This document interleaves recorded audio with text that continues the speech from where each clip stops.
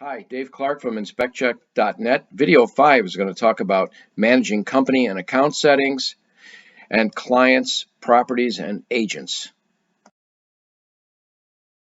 We can see our dashboard here, and this is where we could manage everything right from this dashboard. We can also see our messages at the top. These messages will include updates and things like inspect notes and additional resources. And you could also go up here and there's extra ones. There's Texas Trek. You can pin it if you want on there and then you can take it off. So you get to decide what's there or nothing. All right. So we look across the top. We've got our reports listed here and you click on that. It'll show in progress, finalized, archived. Okay. And they're all listed here, all listed easily. Clients, this will list all your clients. Of course, this is a dummy account.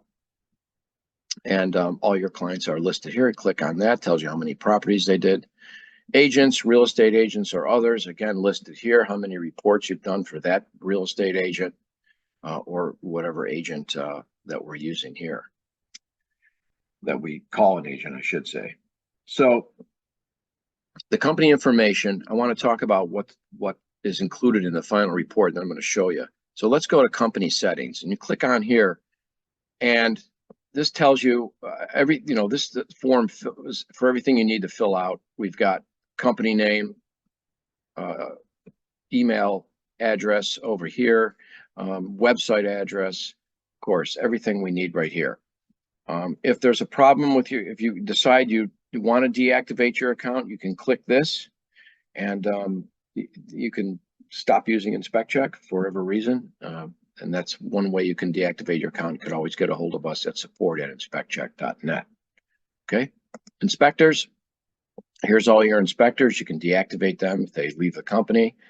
And you can click on the inspector and that will give you all the information about that inspector. And you can assign them when you're creating a report. If you want to add additional inspectors, you would have to contact us and we would do that for you. Okay, so let's take a look. Let's go right back to the dashboard, take a look at a few other things. We can see up here in the corner, there's the company settings we just talked about. What about account settings? And this is your account. Do you need a license number in there? And again, this is for each inspector. We'll have that too. That email address, phone numbers, all that stuff is right there, easy to find. I also want to just talk real quick about company settings. There we go. And we have the ability to put a company logo here.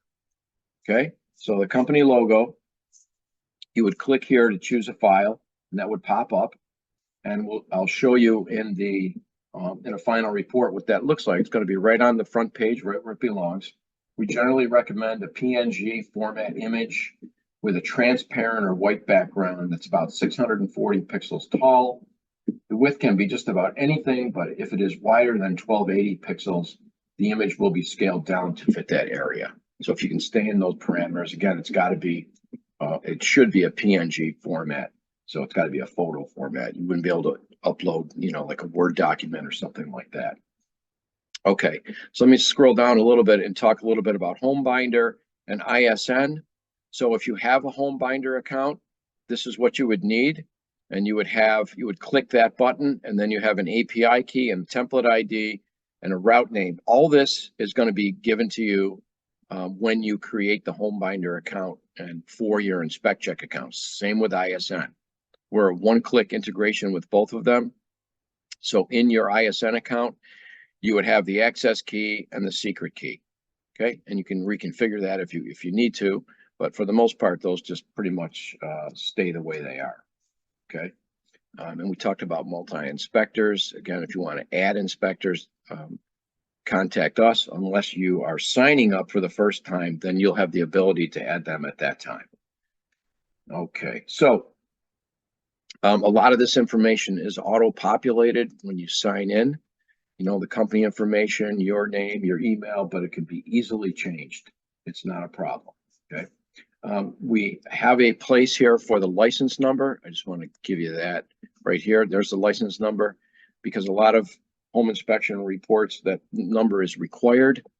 But if it's not required, you can just click this box and then it's not required for your particular state. Okay, back to the dashboard. Again, very simple. You want to add a client, you click on here, self-explanatory. Put their information in. If they have properties, they would be listed already. So if you start populating the name and they have properties, that would come up. If we want a new property, of course, we would do that. Agents, exact same thing. We want to add a new agent in here. I'm just going to click on this box. Same thing, very simple, self-explanatory. Okay. Reports. We talked about that, and we're going to start a new report here if we need that. And there it is. Again, self-explanatory, right? If you want to give it a name, you don't have to. The inspection date's got a nice drop-down menu here for that, and a calendar. You can add that in. Client information. If you have an existing one, all your clients are going to be listed here, or you can add a new one. Same thing with property information. If it's existing for that particular client, they'll all pop up under here. Agent information, inspector information, who do you want to assign that report to? Nice and easy. Here are our explanation of condition templates.